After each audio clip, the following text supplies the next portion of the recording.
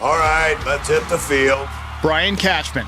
For more than a quarter century, he has held the title of Yankees general manager. And in that time, he's made some really great moves, but he's also had some that weren't so great. In this episode, we'll break down the best and worst of the Brian Cashman era. Leave your favorite and most hated moves in the chat. This is Pinstripe Territory. Just wanted to talk, that's all. All right, welcome back, everybody.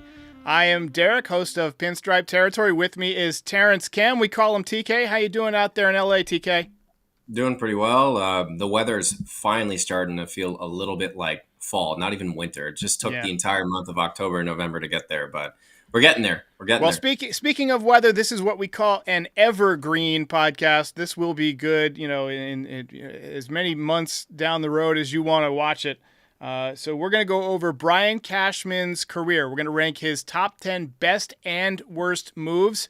I will be handling his best moves, and TK here will be going over his worst moves, and we'll debate them along the way. So TK, allow me to get things started with number 10 on the best Brian Cashman moves. I've got the Curtis Granderson trade. Grandy Man was an all-star. He had back-to-back 40 home run seasons with the Yankees. Sweet swing. He had just an amazing personality. He was a great defender. Beautiful smile. Just lit up the dugout. So much fun to watch Grandy Man during his years with the Yankees. And we really didn't have to trade a lot to get him. We dealt Ian Kennedy as part of that deal. He ended up pitching really well with Arizona, but I don't think he had the fastball to get through the American League, especially the American League East at that time. What do you remember about Grandy Man? I loved Grandy Man. That was the man right there, literally in the name. Right behind Jeter, it was perfect. Lefty swing. He had a great swing for the short porch out there. I actually remember having the privilege of going to a game in that era of Yankee baseball and sitting in the legend seats and having a quick little back and forth with Curtis. And he was a great guy, super chill, kind of easygoing dude, and nice little run there. Just too bad that he ended up going to Queens and kind of sullying it a little bit there. But he was great Yankee. Loved him. All right, we're going to go to the number 10 worst Brian Cashman move on TK's list. Go ahead. Yeah, it's got to be passing on Bryce Harper, right? The guy became a free agent, similar to the Juan Soto sweepstakes this offseason. He was 26, generational talent, kind of like the LeBron of baseball. He was on the cover of Sports Illustrated at 17, and his agent was Scott Boras, and it kind of seemed like a fait accompli that he was going to be a New York Yankee. Everybody was thinking that when he was in Washington, and he ended up going to the Phillies. I believe it was a 13-year, $330 million deal, which is about an average annual value of $25 million. It's a steal. And all he's done, especially now, right? The contract's aging really well. And all he's done since he's gotten to Philly is just rake, especially in the playoffs. He's been with the Phillies now for 6 years. In that time, he's hit 285, 152 home runs. He won the MVP in 2021, was it? Yeah, 2021. With 42 doubles. The guy just raked. And he's just the generational talent that we all thought he would be. A lefty swing as well. There's obviously reasons why they didn't ended up getting him, mostly because I think the Stanton move kind of handcuffed them there. But that's really a miss on Brian Cashman's part, I think, is not signing Bryce Harper. And really, I think he was theirs to have. He was theirs. He wanted to go to New York, and they didn't even call him, from what I recall. They didn't even really look into it, which is absolute bull. The fact that they didn't even do their due diligence, if you want to call it, is just criminal to me. Yeah, and since going to the Phillies, he's got 152 home runs, and I believe he's won 2 MVPs in that time. Since going to the Phillies. Let's see. No, he won in 21, and he finished 6th this year. He won one with the Nationals too. So, I mean, he's generational. I was a big fan of Bryce Harper. I remember reading that article. I was in a hotel in Las Vegas where he's from, and they had the magazine in the gym, and I was walking on the treadmill reading the article. And I remember thinking, man, I can't wait till this guy signs as a Yankee after he finishes off with whatever team's about to draft him for the first 6 years. But yeah, that's a big miss. I like that one. All right, let's go to number 9 in his best moves. I got the Didi Gregorius trade. Look, Didi was a beloved Yankee, and he stepped into some big shoes there. When he first got to the Yankees, he scuffled a little bit, but his swing was tailor-made for Yankee Stadium. He had some big postseason moments. I loved the emojis after the game. He had that grand slam in the postseason with that epic bat flip. He had the big 3-run home run against the Twins in the wild card game. I believe that was 2017. And he was a good defensive player. He had the UCL injury, but overall he was just a steady shortstop for the Yankees. Are you a Didi Gregorius fan? I loved Didi. I loved him. And also when we acquired him, like you said, big shoes to fill there. Derek Jeter had just retired, and we got him from the Diamondbacks, I think, and everyone was kind of like, who the hell is this guy? This guy from what is it, Curacao? I think he's from. And fun fact about Didi, he speaks like 6 languages apparently. It's like those guys that are Dutch or whatever. They speak a lot of languages, but he had a sweet swing, played really good defense, great personality, great smile. I think that people loved being his teammate. And I remember, I think it was 2019 or 18, but he got off to a really hot start to start out the season. And he was kind of quietly like a top 5 shortstop in the league at some point, like very, very quietly. People didn't really, I think, give him the props because he was following up Derek Jeter, but he was a very good player for us. I think he kind of declined a little quickly, especially when we got rid of him, but I love Didi. That was almost like our version of, I guess he had a little Lindor to him with the smiling and all that. He had a little bit of that personality, but he was a great dude. Loved him. I missed the post-game tweets. All right, let's go to your number 9 worst Brian Cashman deal. It's got to be trading for Joey Gallo, right? I remember trade deadline 2021. We also got Rizzo in that trade deadline, but I remember getting Joey Gallo and a lot of Yankee fans being pretty happy about it. And if you looked at his track record when he was with Texas, I guess he was fine. But my feeling at the time was too many strikeouts between Aaron Judge and Stanton. And if they're planning on batting him between there to do the righty, lefty, righty, like I understand the logic there, but I felt like way too many strikeouts to acquire a guy like that. You ended up sending Ezekiel Duran in the deal, Josh Smith. Ezekiel Duran has become a nice little player for Texas now, a nice utility guy who's athletic, who I think is going to shape out to be a pretty solid role player for them. He's definitely a guy you could have used. And Joey Gallo was just a disaster, an absolute disaster, head case in New York. I think that he's the analytics guy's dream. He's the 3 true outcome player: walk, strikeout, or a home run, which is Joey Gallo to a teal. And he plays great defense, but he just wasn't a fit, man. And I think the early struggles really got to him, and I think from there it just kind of spiraled out of control. He hit like 160 with us, like no joke.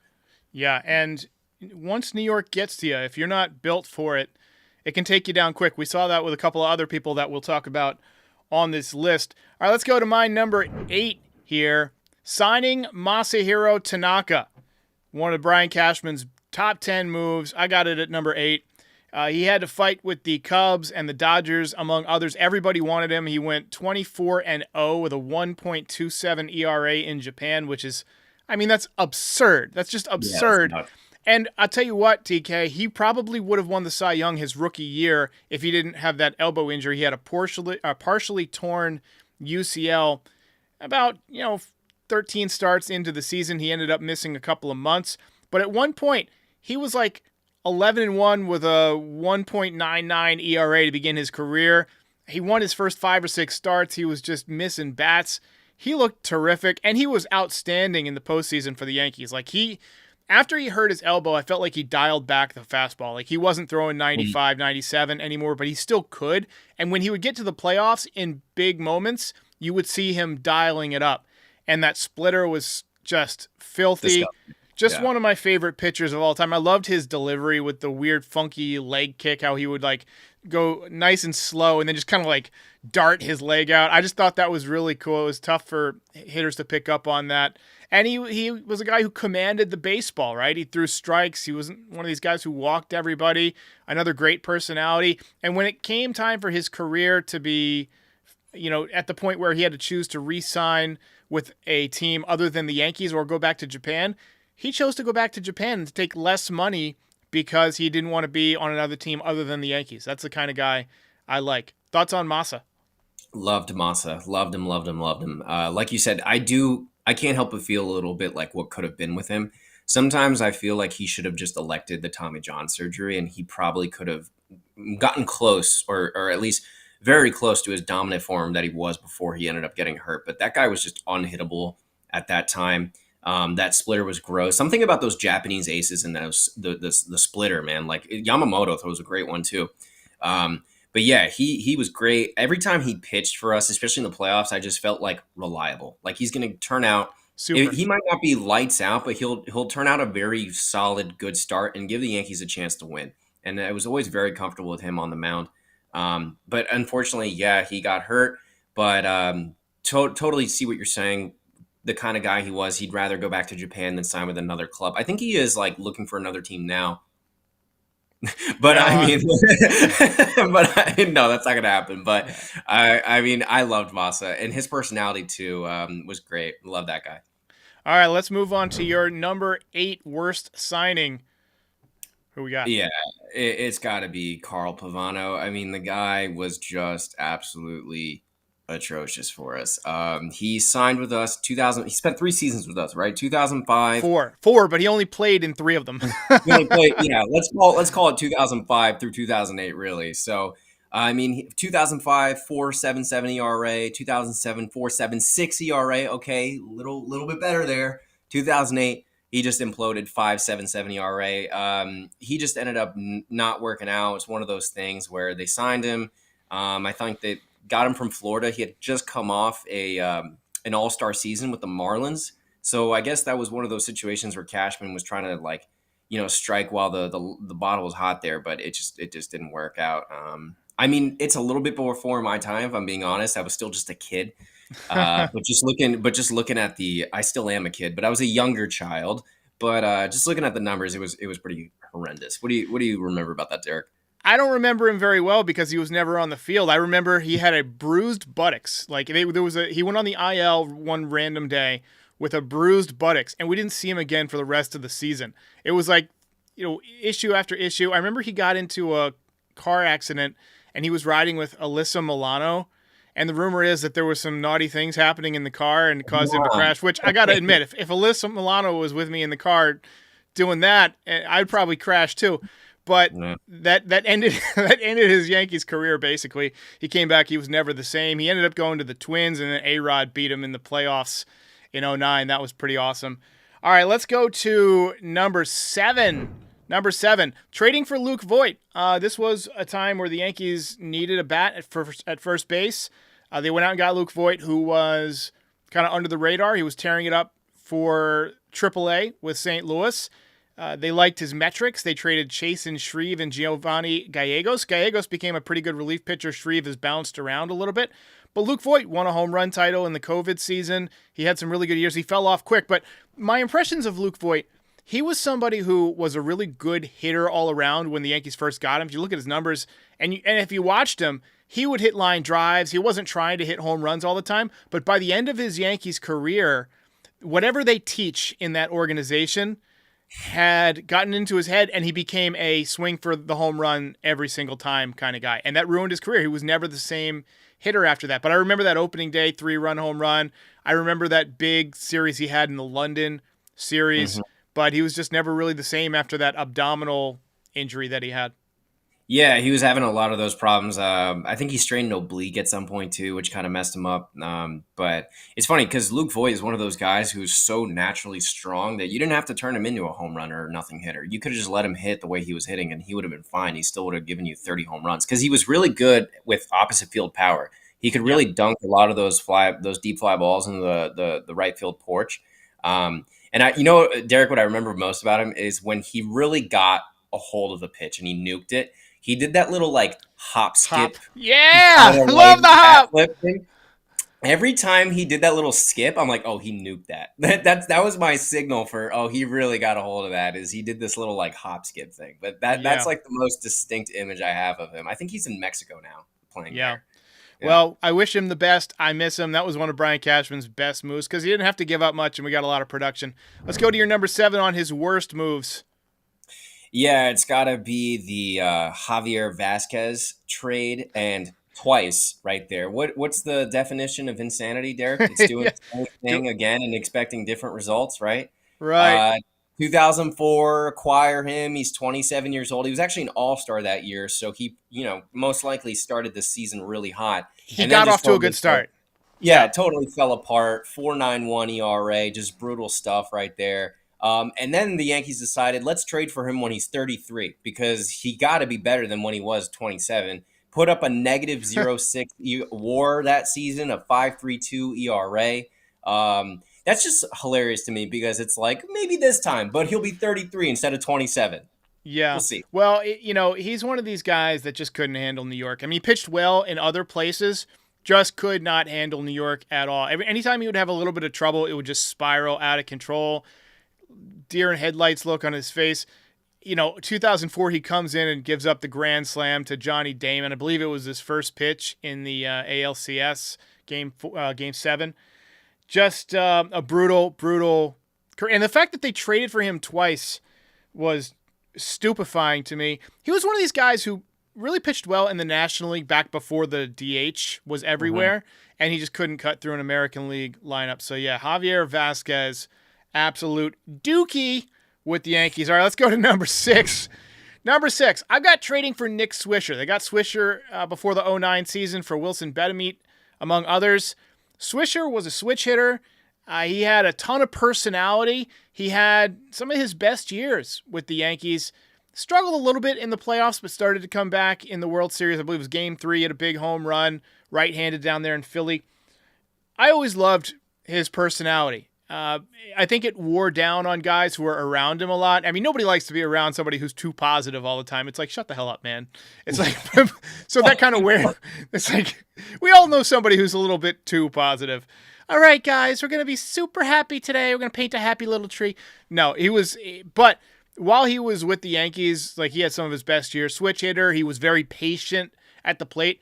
I see Nick Swisher's numbers in 09. I think he hit about 290. He had 29 home runs, and he drew a lot of walks as kind of what I'm looking for from Jason Dominguez, a patient hitter with 30-ish home run power, but with more speed and hopefully better defense this year. Do you remember Swishalicious? I loved Swishalicious. 2009, not to age you guys watching, but I was 9 years old, and he was one of my favorite Yankees. Number 33 just looked good on him. And again, same game when I was at that Legend Seat game when I was talking to Grandy, man. Nick Swisher was signing baseballs and then in like right in front of the dugout, like covering his eyes like this and just launching them behind him like that and just kind of like doing it randomly for people to catch signed Nick Swisher baseballs. But yeah, that guy was awesome. I loved his personality. How can you not like Nick Swisher? He's an advisor for the Yankees now. He's like a cool presence to have, I think, in spring training. And it's cool to see him in the pinstripes again, even like after his playing career. And didn't he like drive a school bus or something like that? Like after he played for Cleveland, like he wanted to be like a bus driver for a school after like his playing career for like 2 years or something like that. I remember seeing a story about that. I don't know if that's true or just like some crazy Nick Swisher legend or something, but I remember seeing that he was doing that in Cleveland. I don't remember him driving a school bus, but it would not surprise me. He was that kind of dude. Just a little bit crazy, a little bit craziness there to him. All right, let's move on down to number 5. Let's see here. Oops, I got the wrong one. Yep. Number 5. Oh, come on. I must have hit something wrong. This is what happens when you hit the wrong button here. Let's see here. Let me just close this up here and close up number 6 here. I think what we're on, though, is number 6 of the worst moves, which I Yes. have as trading for Kevin Brown. Kevin Brown, a guy who spent a long time in the major leagues, actually. I mean, almost 20 years, from 1986 all the way to 2005. And the Yankees, in all their glory and intellect, decided to acquire him in 2004 when he was 39 years old. So they had him for his age 39 years old season and age 40 season. 39 years old, he put up a 4.09 ERA, and then when he was 40, he put up a 6.50 ERA. That's one of Awful. those things where he had a very solid career. He was an all-star about 6 times, mostly with the Rangers and a little bit of the Dodgers on the tail end of his career, the Padres and the Marlins. Played for Baltimore as well. But that was a guy where it's like he may have just played 2 seasons too long, essentially, and couldn't retire. And the Yankees thought it would be a great idea to acquire him when he should have been retired, and rather not. But again, that's a little bit before my time, so Derek probably remembers a little bit more than what I do from that. He was a sinker baller. He was on that 98 Padres team that the Yankees beat in the World Series. Threw a very hard sinker at a time when not a lot of guys did. 97, 98 miles an hour. He would just get ground ball after ground ball after ground ball. When he first came to the Yankees, he got off to a good start, but then he rapidly went downhill. He punched a wall and broke his hand at one point and had to miss some time. And he was done. He was out of baseball at the end of that contract. So the Yankees got him for literally the tail end of his career. Just some of the worst baseball you've ever seen pitched in those last 2 seasons. All right, we got the buttons squared away. What happens is I clicked the wrong one, and now we're down to number 5 on the best Brian Cashman moves. I've got Juan Soto. Just this past offseason, 41 home runs, obviously won the pennant with the big 3-run home run. It will be an even better move and might move up this list a little bit if the Yankees are able to re-sign him. I'm still a little bit pessimistic from what we're hearing across town. The Mets going hard after him. It sounds like he just wants the most money. That seems to be Boris's MO. It's possible he could still set a contract record, both average annual value and overall value with the Yankees. They would probably do that, but the Mets are willing to give more. But I just loved watching Soto this year, TK. I loved watching him play too. Just to lightly touch on this, because we're not going to make it a Juan Soto episode. There'll be plenty of time for that. But I think the only way he comes back is this, like, the Yankees offer him the record-setting contract, and he loved it so much as a Yankee. He's like, I'm good. I got to the number that I wanted to get to.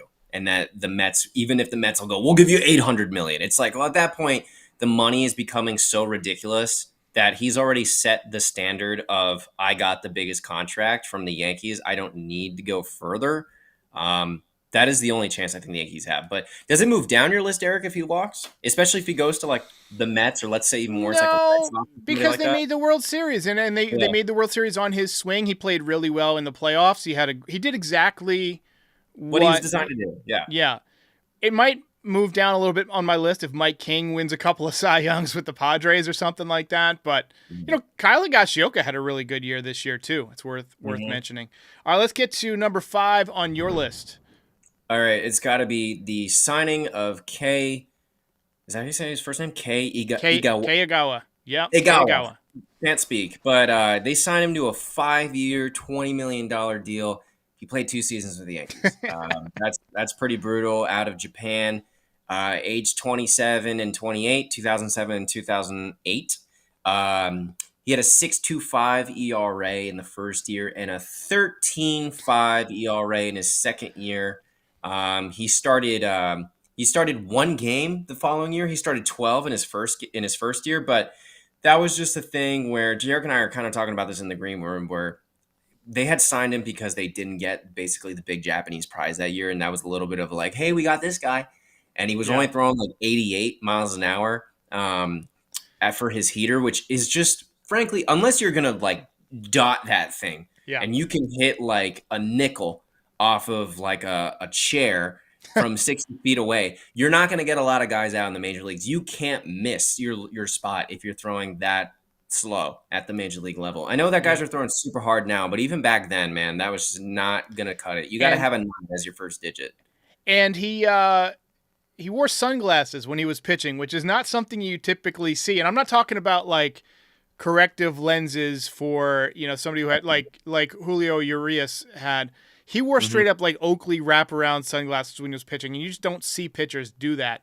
I remember when there was a quote from Brian Cashman that he was driving back from Scranton one time, and Igawa passed him on the highway, and he said that Igawa was driving faster than his own fastball. So, actual quote from the GM who signed him. Wow. All right, let's go to number 4 on my list. Got to be Garrett Cole. I mean, he was Cashman's white whale. He's already won a Cy Young. He's mostly been healthy. He pitched some great games in the postseason. I don't think you can disregard the fact that he didn't cover first base, but I think there's a little something to being absolutely worn out. At that point, he had to pitch around a bunch of errors. The bases were loaded, and he just let his guard down a little bit and didn't hustle the first base. That's going to cost his legacy if that ends up being his only World Series appearance with the Yankees. But, if he wins one, people will forget or at least set that aside because they weren't going to win that series anyway. I mean, it might have gotten interesting if they went back to L.A. I don't think they were going to win, but I don't think it. I don't. It might have gotten interesting. They had a shot. They had a shot if they win that game, but a very, very small shot. But I mean, last year's Cy Young Award. I mean, he was the temporary pitching coach when he was on the IL this year. I love Garrett Cole, and I think that if he had opted out, like he did opt out, if he had elected to go elsewhere, I would have remembered his Yankees career extremely fondly. We'll see how these last 4 years, or 5 years. Is it 5 years, 144? Yeah. Or no, it was four. I think it's 4 years. They could have made it 5, but right. That's 4 years. So we'll see how those shake out, but so far so good. Yeah, I'm really happy with so far. He's been a very reliable ace for us. I think that pitchers nowadays, a lot of them are getting hurt.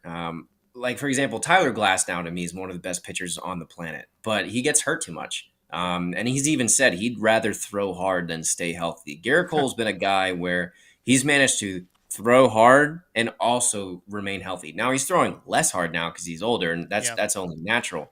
But he's such a pitching savant, and when he wants to get it to 98, 99, yes. like it's still in there. Like if he really needs it on an 0-2 count or even we saw it in the World Series. Yeah, like it's in there. He just doesn't use it every time now, like when he was in Houston, basically. But the guy's just been really, really just a rock for us in our rotation. An absolute animal assassin out there. I've loved watching him play. Yes, the not covering first base, that's pretty tough.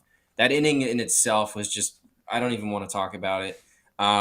But that's going to be pretty tough. And I do think, I'm hopeful that they'll make it back to the World Series with this core because it would be tough. But he's won a Cy Young with us. That had been a long time since a Yankee pitcher had won a Cy Young, so that was pretty cool.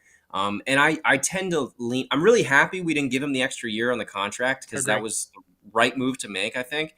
But I lean towards thinking that he's going to age really well as a pitcher, kind of like Verlander did, because he's such a pitching savant that I think he'll kind of adjust the way he attacks hitters and I think he'll still be very effective as an older pitcher. We'll see. I hope so. Let's go to your number 4 on the worst lists. All right, so these are going to be a little bit more recent, the last 4 that I have here, but it's got to be trading for Frankie Montas. That was absolutely horrendous. I feel like every time we make a trade with Oakland, it sucks. We got him in the trade deadline, and that was, I believe, 2022, I want to say, is when we acquired him, that trade deadline. He was, I guess, like the best pitcher on the market at the time at the deadline, but he had a problem with his shoulder. Well, there was Luis Castillo was also on the market. He was kind of like that second shelf down, and he already had shoulder issues. He already had a shoulder issue, so Brian Cashman was already in love with him as soon as he found out. But yeah, Luis Castillo being on the board, that's pretty tough. I think the only thing that could have gotten Castillo is giving up Volpe. I didn't even think they wanted I would have given up Peraza for Castillo, but I think they wanted Volpe and not Peraza. So, all right, I'm not going to kill Cashman there. But yeah, getting Frankie Montas, he did nothing for us. All he did was be hurt and be bad. We gave up a lot of assets, but nobody really turned out to be a stud player for Oakland. But that was like one of those trades where it's like a lose-lose. Both sides lost there, and that was brutal because we ended up paying him quite a considerable amount of money, like $7 or $8 million or something like that. And then he ended up going to where is he now? Like Milwaukee or Cincinnati, something like that. I don't even recall. He's been traded a couple times since Yeah, then. I think now he's in Milwaukee. He was in Cincinnati after he was a Yankee. That's what it is. Let's find out how he did this season. I'm going to pull up his numbers real quick. I got it. He threw 57 innings with Milwaukee, and he had a FIP of 435, a 1.256 WHIP, strikeout per 9, 11. All right, so that's pretty good actually. And he had an ERA. See, why can't I find it? A 4.55 ERA. That's what he had. So a mid-4 ERA. So he was like, well, whatever. Yeah. All right. Well, we're into the top 3 now. We're going to go to my top 3 best Brian Cashman moves. I'm going to go with drafting Aaron Judge at number 3. 2017 Rookie of the Year. Should have been Rookie of the Year and MVP. He's won 2 MVPs since. He set the American League home run record, and he became the captain. Obviously has left a lot on the table in the postseason, and he's going to have to correct that. But you can't argue with what he's done in the regular season. I mean, the guy puts up unbelievably immense numbers. He did it again this year. He'll probably do it again next year.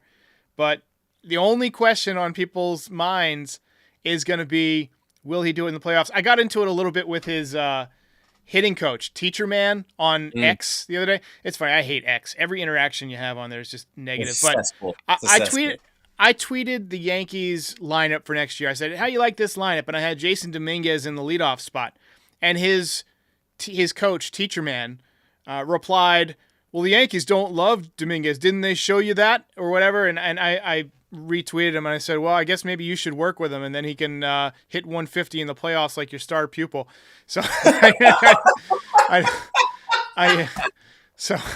kind of got some funnies, man. Yeah, whatever. But yeah, so number 3 on my list, Aaron Judge. Let's move on to number 3 on Terrence's list real quick. Oh man! But just to think about Judge, look at the numbers in 17. Cheating aside, he should have won. Straight up, 100%, 100%. Totally should be 3 MVPs right now. But my number 3 is trading for Josh Donaldson. That was a move that kind of came out of nowhere, and when they made the move, I was like, "What?" Everybody was like, "What the hell was that?" I remember waking up in the middle of the night and seeing it. I'm like, "Josh Donaldson and IKF? What? Yeah, what? Gary Sanchez? What?" Yeah, it was Gio Urshela too. Everyone loved Gio, okay? Yeah. Everyone loved Gio. Gary Sanchez, you could have just cut him. It wasn't that bad to just do that. Also, you probably could have traded Gary Sanchez to like the Reds for a bag of chips. You didn't have to take on the $50 million for Josh Donaldson. Unbelievable.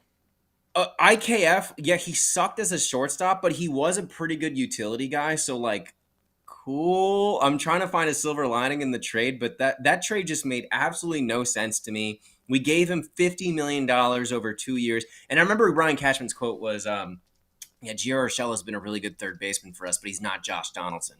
Yeah, I guess he's not Josh Donaldson because he was better than Josh Donaldson at that point in his career. Josh Donaldson won an MVP with Toronto. Like, let's not get it twisted here. He was once a good player, but he wasn't good with the Yankees. He was kind of an asshole with the whole Jackie thing with who was it? Tim Anderson. That was just like a bad optic, a bad look.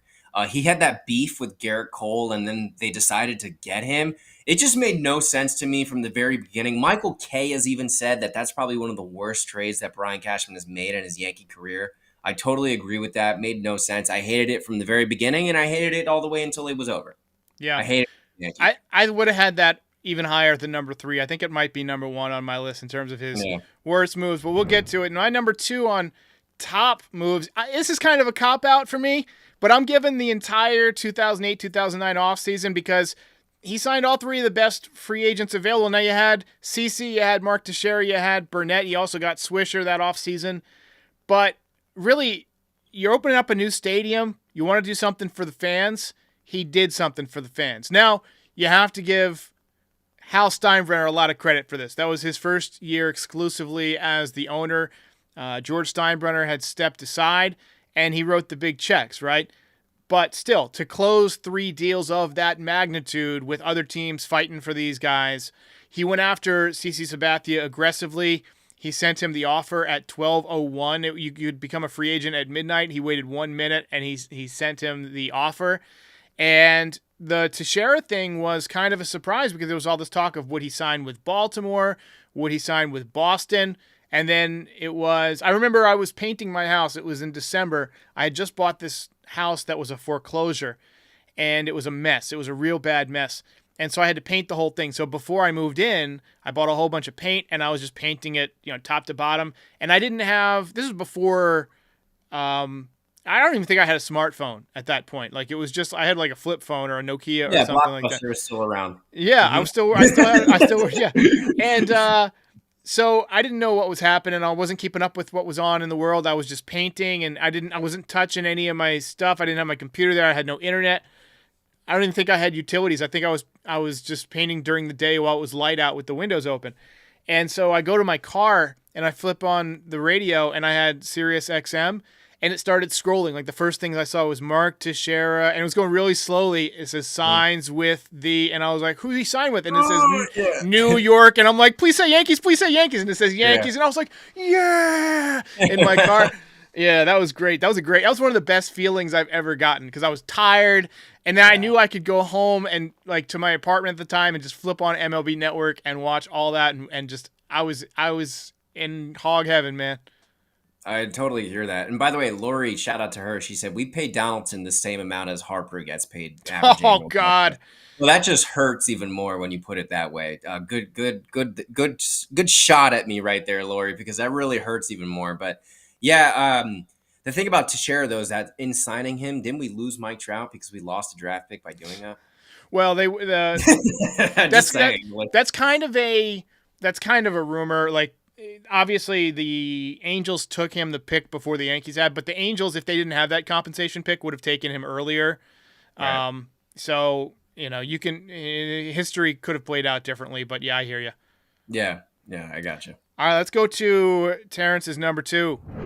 All right, we got to go with signing Jacoby Ellsbury. Now, this was in the offseason. I believe we lost Robinson Cano, so this was the Carlos Beltran, James McCann, Jacoby Ellsbury offseason. Is that correct? Brian McCann, but yes. Brian McCann. Yeah, so that was that offseason, which really didn't age all that well, to be honest. And I'm really hoping that the Yankees, if they do lose Soto this offseason, don't do something similar and just kind of spend a bunch of money just to spend it. Spend it wisely, but that's besides the point. Jacoby Ellsbury, he was actually pretty okay with us to start out his career, but he's always going to be more of a Red Sox to me. We signed him to a 7-year contract. He played 4 seasons with us. Essentially, when Aaron Judge basically lit up the world on fire and we got Aaron Hicks, he became a non-player. The Yankees were basically just trying to pay him to go away. And to make matters even worse, I think this was last season. The Red Sox had a reunion with their 2013 team or 2011 team, something like that. And he was one of the guys that threw out the first pitch in a Red Sox jersey after he just robbed the Yankees of 7 years of money. Yankees were still paying him. Yeah, the Yankees were still paying him. That was just an awful, awful optic. And I just was never really a fan. Funny enough, actually, I did witness in person his 100th career home run when he hit a grand slam against the Baltimore Orioles to come back from 9-2. I was at that game, and Aaron Judge hit 2 home runs, and that was awesome in 2017. So that was the highlight of my Jacoby Ellsbury experience right there. I got to witness that momentous home run grand slam, but just not a good Yankee. He's always going to be a Red Sox, and I hate that. F that guy. That's it. All right. Well, we got our number 1 picks coming up, and then we'll do some honorable mentions. But first, we got to pay the light bill. Quick word from Manscaped, back in 60 seconds. This one is for the dudes. You know how scary it can get when you're going for that close shave below the belt. That's why Pinstripe Territory trusts Manscaped for those sensitive areas. Their newest package, the Performance Package 5.0 Ultra, including the star of the show, the Lawnmower 5.0 Ultra. This 5th generation trimmer features 2 interchangeable next-gen skin-safe blade heads, a standard one for taking a little off the top, and a new foil blade to go smooth wherever your heart desires. And Manscaped didn't stop there. They even threw in 2 free gifts with their Performance Package 5.0, the Manscaped Boxers, these are amazing, and the Shed Travel Bag. Looking for more wet products? Say no more. Manscaped's got the new Buff Bundle, which includes their signature silicone scrubber plus body wash. Join the 10 million men worldwide who trust Manscaped and take advantage of our exclusive offer. Get 20% off plus free shipping when you go to manscaped.com and use the code FOUL20. Again, that's manscaped.com. Use the code FOUL20. All right, we're going to go to my number 1 best move of the Brian Cashman era. Trading for David Justice. They got him halfway through the season for Ricky Leday and Jake Westbrook. He hit .305 down the stretch with 20 home runs and 60 RBIs in under 80 games. And he had a number of humongous hits in the playoffs. He was another guy that I just loved watching hit. He had a beautiful little leg kick in his... it was literally a kick. He would kick his foot out before his swing. He had very patient at bats. He was a good outfielder. He played hard. He hustled. He wanted to win. He would have productive outs. He made contact. He was just a really good baseball player, perfectly built for Yankee Stadium. And we got him like the last, I guess, sprint of awesomeness of his career. He had 40 home runs that season. He fell off after that, but number of big hits in the playoffs. It was a little bit before your time, but if you ever get a chance, go watch some David Justice Yankees highlights. They're out there. You can watch all his home runs with the Yankees, but he was a great hitter. Yeah, I remember him from Moneyball. is how I really think of David Justice. Maybe I am special. Yeah, maybe I am special. I'm making $7 million a year, man. George Steinbrenner's paying $3.5. Yeah, the Yankees are paying you that. I'm not paying you that, but to play against you. But yeah, David Justice. Kay talks about that a lot, where he's like, he was great, and he was a pretty big part of them winning in the late '90s dynasty. He was kind of like that bench piece. Same thing with like Darryl Strawberry, picking him up at the end of his career is like a similar kind of move. But yeah, totally, David Justice, definitely, and just like a good name, I think, to acquire too. It's like one of those, like, Brian Cashman really likes to acquire those like veteran guys who've been around for a long time, like Ichiro, like guys like that, where they've just to kind of. I forgot about Ichiro. Yeah. Yeah, get those veteran presence in there. Yeah, Ichiro was a Yankee. He was. Yeah. Yeah. I saw him play at Yankee Stadium when he was with the Mariners. All right, let's get your number 1 here. Worst Brian Cashman move. I'm going with Aaron Hicks. Now, Aaron Hicks, when we first acquired him, he looked pretty solid. He looked pretty good, and then we effed around and we gave him a 7-year, $7 million extension. And by the way, we are still paying that contract after we ate it. We owe him just under $10 million this coming season, and I think the following season there's a club option for 12.5, so we can buy out the contract. But that was just absolutely horrendous. The guy, after we got rid of him, he went to Baltimore, and then he was with the Angels. He didn't do anything with them. With the Angels, I think he hit so he hit 1 home run. He hit 140. Yeah, his OPS plus was 20. 20. It's not a typo. Yeah. Unbelievable. No, he's a guy that really fell off the cliff really quickly. And I remember very, very specifically at the end of his Yankees career, that ball that was like fair, but he thought it was foul in left field. And he just like stood there with his head down, and the brim of his cap was like covering his head. And I was like, that's a meme. That's a meme. He just memed himself right there. I'm pretty sure that, I was on the air during that season. That was after NYY Recaps had begun, now Pinstripe Territory. And I remember the post game. When I got to that point in the recap, I was like, Aaron Hicks. And then I just stayed silent for like a minute. I'm like, yeah. And I was like, well, exactly what I just did is exactly what Aaron Hicks did on that fair ball. Absolutely nothing. But yeah, that's our list here. But we do have some honorable mentions that we want to get to here. So I'll just go through mine real quick. Obviously, trading for A-Rod was a move. We didn't have to give up a ton to get him. Obviously, Soriano was a very good player. But A-Rod, he won 2 MVPs with the Yankees. When he opted out and they re-signed him, that you could call that one of his worst moves. But really, that was Hank Steinbrenner, Hal's brother, who engineered that one. And if you have read your Yankees history, you know that Cashman advised against signing A-Rod to that contract. But the move to get him ended up, being a pretty solid move, although he did win a World Series with the Yankees and pretty much led them there in 2009 after signing that deal. Signing Hideki Matsui. You might ask, why is the World Series MVP not in your top 10? Because it was a foregone conclusion that he was going to come to play for the Yankees. It was the only team that he wanted to play for. And so it required zero savvy on Brian Cashman's part to sign him. It was just kind of one of those things like, all right, let's just go ahead and get this deal done. They hammered it out.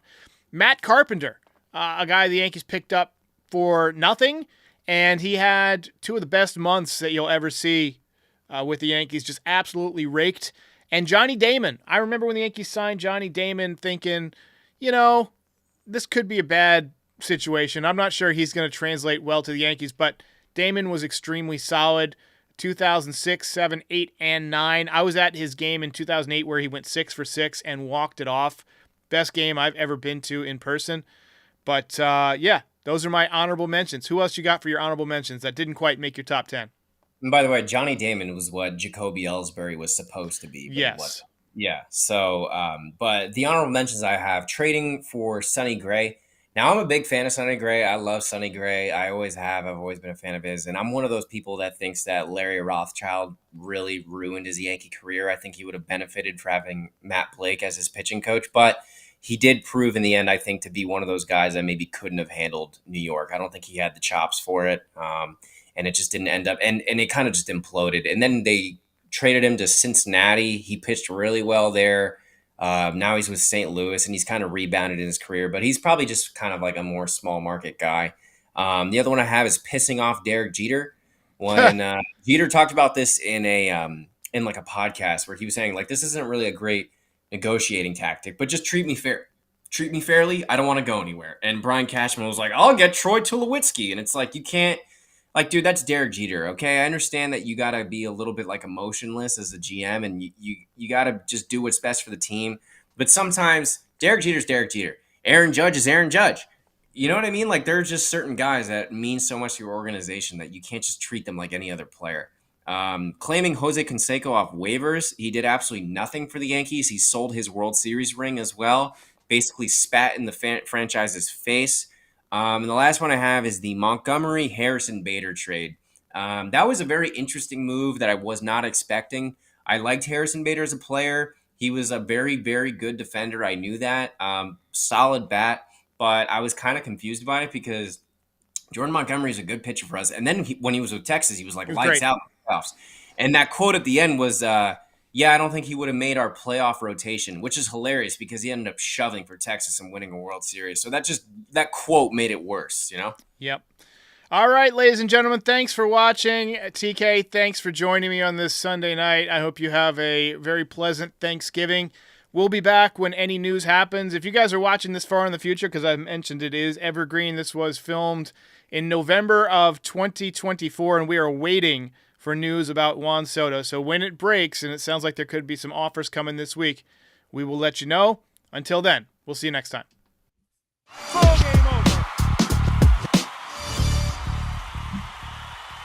If you enjoyed this video, please drop a like and give us a subscribe. It helps other Yankees fans find the channel. We're also on all your favorite podcast platforms and social media. Join the community, have some fun. We're here after every game. This is Pinstripe Territory.